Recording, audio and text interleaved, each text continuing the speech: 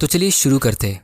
दोस्तों, हम जब भी रिटायरमेंट या फाइनेंशियल फ्रीडम की बात करते तो हमें 4 टाइप के लोग मिलते हैं। सबसे पहले जो हमें हमेशा यही कहेंगे, पैसा सेव करो, उसे इन्वेस्ट करो, वो कंपाउंड होगे, फिर आप रिटायरमेंट में जब 60-70 साल की होगे तब मजे कर सकते हो। लेकिन अगर आप 70 साल की उम्र में दुनिया के सबसे अमीर आदमी भी बन गए तो उसका क्या फ़ायदा? आपके पास उतनी एनर्जी कहाँ होगी उसे एंजॉय करने की। और दूसरी तरफ एक ऐसी कैटेगरी के लोग होते हैं जिनकी दुनिया एकदम अलग ही होती है, जिसमें आई एम 100% श्योर आप नहीं आते हो क्योंकि आप ये वीडियो देख रहे हो।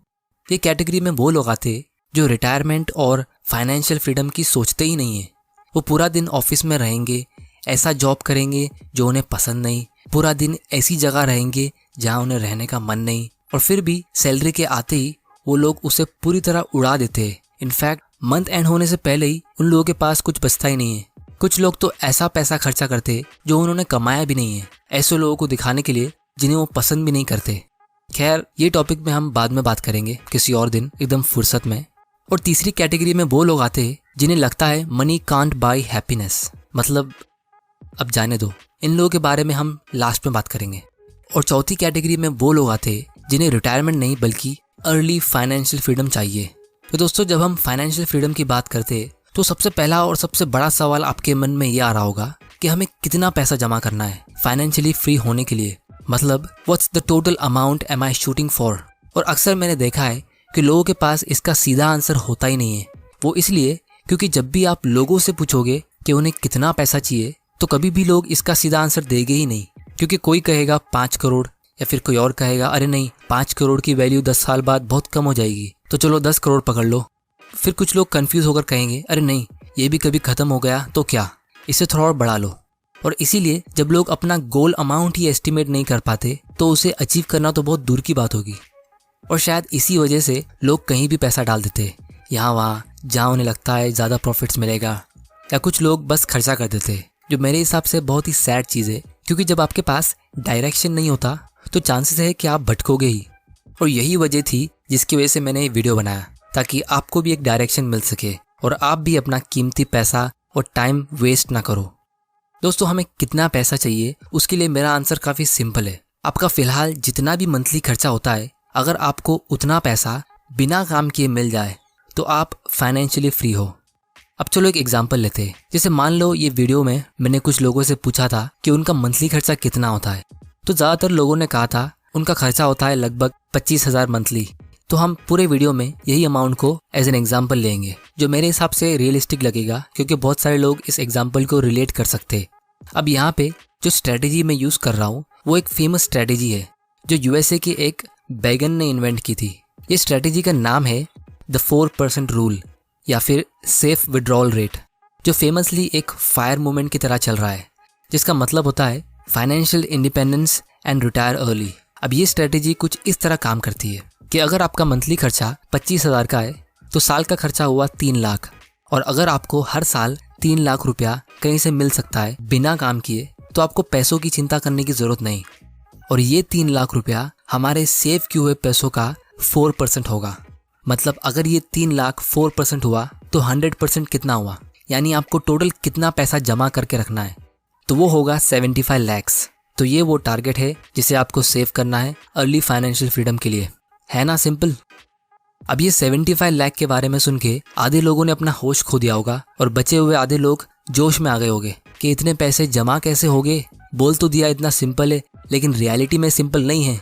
तो गाइस, मैं आपको इसके बारे में थोड़ा डिटेल में बताऊंगा, जिससे आपको समझ में आएगा कि कैसे ये पैसा जमा करना भी ईजी है और कैसे ये पैसा आपको हेल्प करेगा आपके पूरी लाइफ में। और अगर आप नोटिस करोगे तो आपको 1 करोड़, 5 करोड़ या 10 करोड़ नहीं चाहिए, ये अमाउंट 1 करोड़ से भी कम है। तो बेसिकली आपको अपने सालाना खर्चे का 25 टाइम्स अमाउंट सेव करना है, जो ये केस में 75 लैक्स होता है। 3 into 25 is 75। तो अगर आप कैलकुलेटर निकाल के इस 75 का 4% निकालोगे तो वो 3 लाख रुपया होगा। यानी हर साल के ख़त्म होने से पहले आपका इन्वेस्टेड अमाउंट 75 + 3 यानी 78 होगा, जिसमें से आप 3 लाख रुपया निकाल दोगे अपने खर्चे के लिए। फिर अगले साल आपका इन्वेस्टेड अमाउंट फिर से ग्रो होगा। जैसे मान लो अगर आपने एक किसी सेविंग्स अकाउंट में रखा, इंडिया में कोई भी सेविंग्स अकाउंट में 4% तो मिल ही जाता है, तो अगले साल आपको वापस 3 लाख का इंटरेस्ट मिलेगा। उस हिसाब से आप अगले साल इसे वापस विड्रॉ कर सकते हो और इसी तरह ये गाड़ी चलती रहेगी। लेकिन मेरे हिसाब से इंडिया के लिए ये स्ट्रेटेजी बिल्कुल सूट नहीं करती, क्योंकि इंडिया का इन्फ्लेशन बहुत ज़्यादा है और हाई इन्फ्लेशन वाली कंट्रीज़ में ये स्ट्रेटेजी फिट नहीं बैठती। तो हम इंडियंस क्या कर सकते हैं? दोस्तों, उसका आंसर काफ़ी सिंपल है। हम ये इन्फ्लेशन के डिसएडवांटेज को एडवांटेज में बदल देंगे, और यही गरम मसाला है जिसकी मैं वीडियो के स्टार्ट में बात कर रहा था।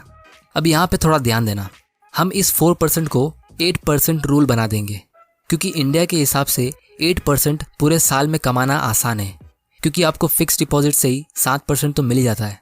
तो यहाँ पे इंटरेस्टिंग बात यह है कि आपको अपने साल के खर्चे का सिर्फ 12.5 टाइम्स सेव करना है, 25 टाइम्स के मुकाबले, यानी आधा, और फिर भी आप फाइनेंशियली फ्री हो सकते हो। मतलब ये एग्जाम्पल में 75 लाख की जगह पे ये सिर्फ 37,50,000 हुआ। अब इसको हम राउंड ऑफ करके 40 लाख पकड़ लेते हैं।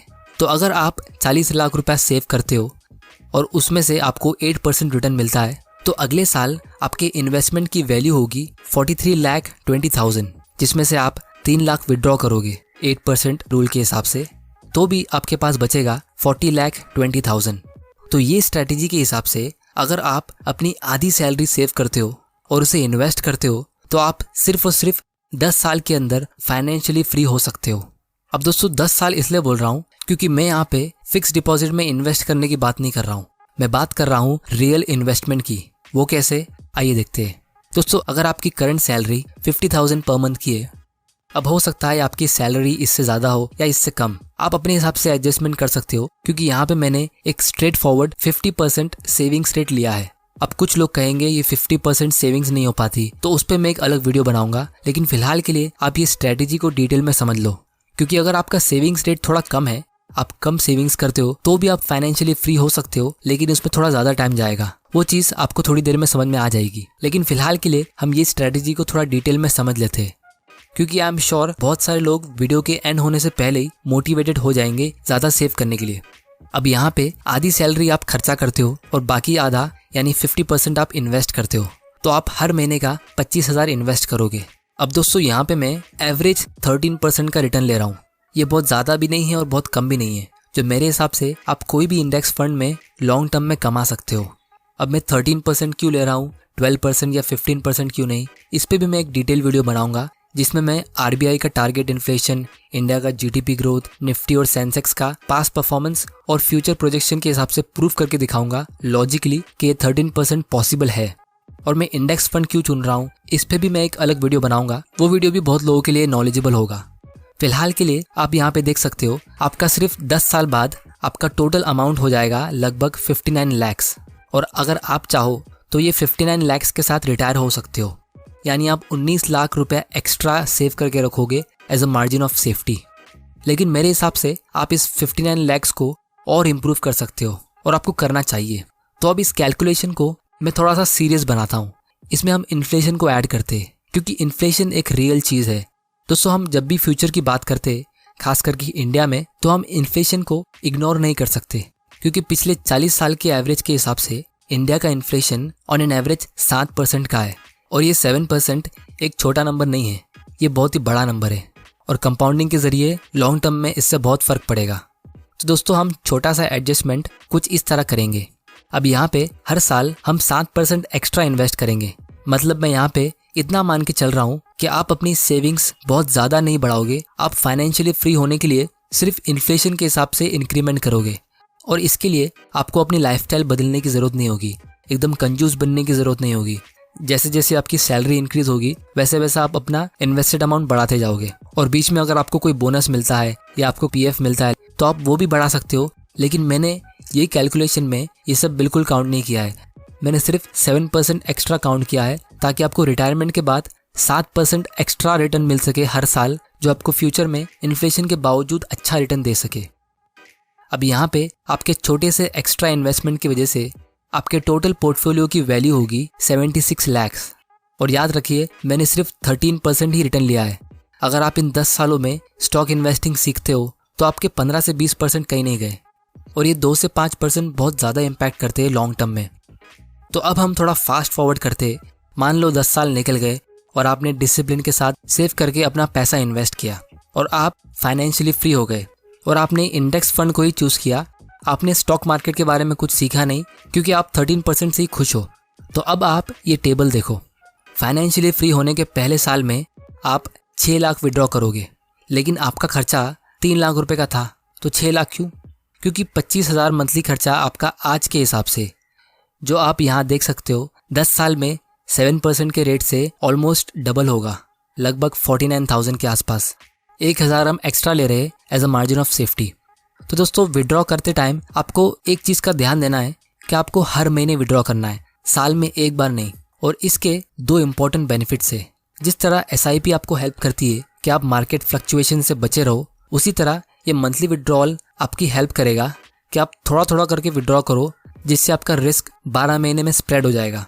क्योंकि अगर आपने एक बार विड्रॉ किया पूरा 6 लाख रुपया, तो आप ऐसे टाइम पे विड्रॉ ना कर दो जब मार्केट बहुत सस्ता था और उसके बाद के 11 महीने मार्केट बहुत अच्छा चलता रहा और आप पछताते रह जाओ। इसीलिए हम यहाँ पे हर महीना विड्रॉ करेंगे। और उसका दूसरा बेनिफिट ये है कि जब आप मंथली विड्रॉ करोगे तो आपका बाकी पैसा इन्वेस्टेड रहेगा और कंपाउंडिंग के जरिए वो भी अर्न करेगा। हो सकता है आपकी कोई कंपनी आने वाले टाइम में डिविडेंड्स पे कर दे या बोनस शेयर्स पे कर दे। तो जब आप ये स्ट्रैटेजी यूज़ करोगे तो ये एग्जाम्पल के हिसाब से आपका 76 लाख जो इन्वेस्टेड अमाउंट है आपको 13% रिटर्न देगा हर साल, जो होता है 9.5 लाख रुपया पहले साल में। और उसमें से 6 लाख आपने विड्रॉ किया तो आपके 3.5 लाख रुपए बच गए, जो आप इसमें इन्वेस्टेड रखोगे। फिर नेक्स्ट ईयर आप 7% इन्फ्लेशन के हिसाब से 6 लाख की जगह 6,42,000 निकालोगे, लेकिन उस साल का आपका प्रॉफिट होगा 9,93,000, जिसकी वजह से आपका पोर्टफोलियो वापस बढ़ जाएगा।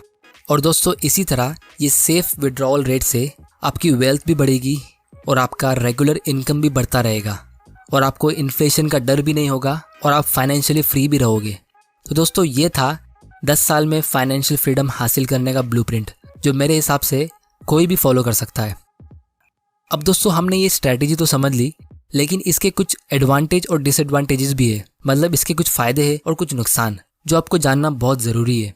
लेकिन आगे बढ़ने से पहले अगर आपने यहाँ तक वीडियो को देखा है तो जल्दी से इस वीडियो को लाइक कर दो, ताकि ये फाइनेंशियल नॉलेज ज़्यादा से ज़्यादा लोगों को मिल सके। और अगर आपने इस चैनल को सब्सक्राइब नहीं किया है तो जल्दी से कर लो और बेल आइकन को प्रेस कर दो, ताकि आपसे कोई ऐसे इंपॉर्टेंट वीडियोस मिस ना हो जाए। तो दोस्तों, इस स्ट्रैटेजी के एडवांटेजेस मुझे बताने की ज़रूरत नहीं है। मुझे पता है आप लोग बहुत ही स्मार्ट हो, आप लोगों को पता होगा आप क्या करने वाले हो फाइनेंशियल फ्रीडम हासिल करने के बाद। लेकिन मैं आपको थोड़े बहुत यूनिक आइडियाज़ देता हूँ, उसके बाद हम डिसएडवांटेजेस की बात करेंगे जो आपको पता होना ज़रूरी है। अगर आप मेरी तरह सिंपल लाइफ, नेचर और नेचुरल एडवेंचर पसंद करते हो तो आप कोई ऐसे लोकेशन पे जाके रह सकते हो जो महंगे शहर से थोड़ा दूर हो, तो आपका कॉस्ट ऑफ लिविंग भी कम होगा और आप एक हेल्दी लाइफस्टाइल जियोगे। या फिर अगर आप कुछ बड़ा करना चाहते हो तो आपके पास टाइम ही टाइम होगा अपने बिजनेस के लिए और अपने ऊपर इन्वेस्ट करने के लिए, क्योंकि आज की तारीख में एजुकेशन ऑलमोस्ट फ्री है, बस लोगों के पास टाइम नहीं रहता है। दोस्तों, मैंने 15 साल की एज में जॉब करना शुरू किया था और अभी मैं अपनी मिड 20s में हूँ। मैंने टारगेट रखा था कि मैं अपनी सैलरी का एटलीस्ट 60% अमाउंट सेव करके इन्वेस्ट करूँगा। बस फ़र्क सिर्फ इतना है कि मैंने अपना पूरा अमाउंट डायरेक्ट स्टॉक्स में इन्वेस्ट किया है, जिससे मुझे बहुत कुछ सीखने मिलता है। और स्टॉक इन्वेस्टिंग मेरे हिसाब से एक लाइफ लॉन्ग लर्निंग प्रोसेस है। अब दोस्तों, ये स्ट्रैटेजी के एडवांटेजेस हमने देख लिए, लेकिन इसमें बहुत सारे डिसएडवांटेजेस है। सबसे पहला और सबसे इम्पॉर्टेंट कि आपको अपने स्टॉक्स या इन्वेस्टेड अमाउंट को विड्रॉ करना पड़ता है, जो मिस्टर मार्केट पे डिपेंडेंट होता है, जो मेरे हिसाब से एक बुरी चीज़ है, क्योंकि मार्केट बहुत ज़्यादा फ्लक्चुएटिंग होते हैं और ये एक बहुत ही डिफ़िकल्ट मेंटल गेम है। दूसरी प्रॉब्लम ये है कि इसमें आपका कैपिटल पूरी तरह से ख़त्म होने का रिस्क होता है। अगर स्टॉक मार्केट कुछ सालों तक बुरा करने लगता है, जैसे रिसेशन या डिप्रेशन आता है, तो आपको एकदम बैड मार्केट कंडीशन में भी विड्रॉ करना पड़ेगा, क्योंकि ये स्ट्रैटेजी ही विड्रॉल पे बेस्ड है। तीसरी प्रॉब्लम है इन्फ्लेशन की। इंडिया का इन्फ्लेशन पिछले 30-40 साल के एवरेज के हिसाब से ईयरली 6 से 8% का होता है, लेकिन 2010 और 11 में ये 10% के आसपास गया था। और अभी फिलहाल कोविड-19 की वजह से RBI ने इतने सारे नोट छापे, उसका इम्पैक्ट हमें लॉन्ग टर्म में दिखेगा। चौथी प्रॉब्लम है, आप जब भी अपना इन्वेस्टेड अमाउंट विड्रॉ करते हो तो आपको उस पर टैक्स भरना पड़ता है।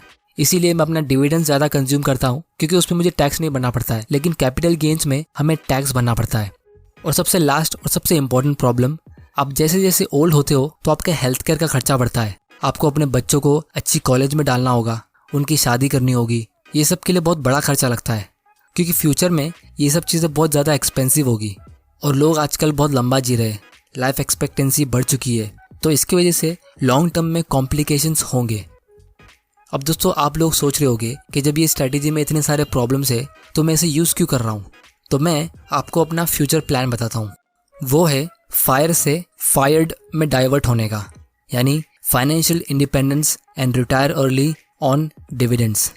क्योंकि मेरे हिसाब से सबसे बेस्ट रिटायरमेंट या फाइनेंशियल फ्रीडम स्ट्रैटेजी अगर कोई इस दुनिया में है तो वो डिविडेंड इनकम स्ट्रैटेजी ही है। और मैंने इतने सालों में जितनी भी रिसर्च की है, जितनी भी बुक्स रीड की है, बायोग्राफीज से लेके नॉन फिक्शन या एकेडमिक्स, उससे मैं दावे से कह सकता हूँ कि dividend income strategy ultimate financial independence strategy है। और इसके ऊपर मैं एक डिटेल वीडियो ज़रूर बनाऊंगा ताकि आप भी सीख सको। और इसमें मैं कंपेयर करूंगा बाकी सारे इन्वेस्टमेंट को, जैसे गोल्ड, रियल एस्टेट एक्सेट्रा। तो इन शॉर्ट, फाइनेंशियल इंडिपेंडेंस के लिए आपको सबसे पहले फाइनेंशियल सिक्योरिटी पे फोकस करना है, जिसमें आप इमरजेंसी फंड जमा करके रखते हो जिससे आपका साल 2 साल का खर्चा कवर हो सके। क्योंकि अगर बाय चांस आपका जॉब छूट जाता है या कोई इमरजेंसी आती है तो उसके लिए वो काम आता है, जो मैंने इस वीडियो में डिस्कस किया है। अगर आपने ये वीडियो नहीं देखा है तो जाके देख लो। 700 पेज की बुक को मैंने 15 मिनट में निचोड़ने की कोशिश की है, तो मुझे वहाँ कमेंट करके बताना कैसी कोशिश थी।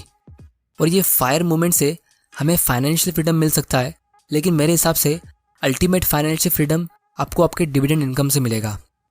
तो दोस्तों याद है मैंने वीडियो के स्टार्ट में कहा था, ये तीसरी कैटेगरी के लोग जिन्हें लगता है money can't buy happiness. For the sake of argument अगर हम मान भी ले कि मनी कांट बाय हैप्पीनेस, तो भी फाइनेंशियल फ्रीडम हमें एक ऐसा पावर देता है जिससे हम जो चीज नहीं पसंद करते उसे बिंदास ना बोल सकते। यानी आप वो काम कर सकते जो आप दिल से पसंद करते हो। आप उन लोगों के साथ ज्यादा टाइम स्पेंड कर सकते हो जिन्हें आप दिल से चाहते हो। आप ऐसी जगह घूम सकते हो जहां आप हमेशा जाने के सपने देखते हो। आप अपने लिए मेमोरीज क्रिएट कर सकते हो। और अगर आपके लिए ये हैप्पीनेस नहीं है तो मुझे पता नहीं क्या होगा। तो दोस्तों इसीलिए ये वीडियो को मैं एक छोटी सी चीज़ बोल के एंड करूँगा। वो ये कि जब मैंने 75 लाख या करोड़ों की बात की थी तो आई एम श्योर आप में से कुछ लोग सोच रहे होंगे कि इतना सारा पैसा जमा कैसे होगा। तो आपको मैं सिर्फ एक ही बात कहूँगा, if you want something you've never had, you've got to do something you've never done। Financial freedom आपकी लाइफ का एक बहुत ही बड़ा माइलस्टोन होगा, तो उसकी उतनी रिस्पेक्ट करना बहुत ज़रूरी है। और आप अपनी लाइफ में कंफ्यूज नहीं रह सकते। मैंने वीडियो के स्टार्ट में ही कहा था, लोगों के पास डायरेक्शन नहीं होता है, इसीलिए वो कहीं भी पैसा डाल देते। लेकिन अभी आपके पास डायरेक्शन है और फिर भी आपको लगता है कि आप इतना पैसा नहीं जमा कर सकते, तो अब तक शायद आप सिर्फ गलत लोगों को फॉलो कर रहे थे। क्योंकि मैंने एक बुक रीड की थी, the psychology of money by Morgan Housel, जिसमें ऑथर ने एक बहुत ही इंटरेस्टिंग बात कही थी कि true wealth is not what you see. हम ऐसी चीज़ें बहुत आसानी से कॉपी करते जो लोग ऑलरेडी कर रहे हैं। इसीलिए लोगों के लिए कार्स खरीदना, वैकेशन पे जाना, बड़े बड़े घर खरीदना उनके जॉब के शुरू होते ही बहुत आसान होता है। उनके पास पैसा नहीं भी होता है तो भी वो लोन लेके ये सब चीज़ें खरीद लेते हैं, क्योंकि उनके सर पे एक सोशल प्रेशर होता है। लेकिन कोई भी समझदार आदमी, उसके पोर्टफोलियो में कितना पैसा है, वो कौन सी कंपनीज में इन्वेस्टेड है, वो टैक्स की सेविंग करके कैसे और अमीर बन रहा है, उसके बैंक अकाउंट में कितना पैसा है, उसका स्क्रीनशॉट सोशल मीडिया पे पोस्ट नहीं करेगा, पब्लिकली नहीं शो करेगा। और इसीलिए ये सब चीज़ें लोग कॉपी नहीं करते, क्योंकि ये इतना रिवॉर्डिंग नहीं होता है। तो दोस्तों उम्मीद है आपको इस वीडियो से कुछ सीखने मिला हो। अगर मिला है तो जल्दी से लाइक बटन दबा दो ताकि मुझे पता चल सके कि आप तक वैल्यू पहुंच रही है। और दोस्तों मेरे पास आप लोगों के लिए एक क्वेश्चन है, आप अपनी सैलरी का कितना % सेव करते हो? आपका सेविंग्स रेट कितना है? क्योंकि अगर आप नोटिस करोगे तो ये पूरे फाइनेंशियल फ्रीडम के गेम में ये सेविंग्स रेट एक बैकबोन होता है। अगर आपकी सेविंग्स नहीं तो फाइनेंशियल फ्रीडम नहीं। कमेंट करके मुझे बताना ताकि आप भी जल्दी से फाइनेंशियल फ्रीडम अचीव कर सको।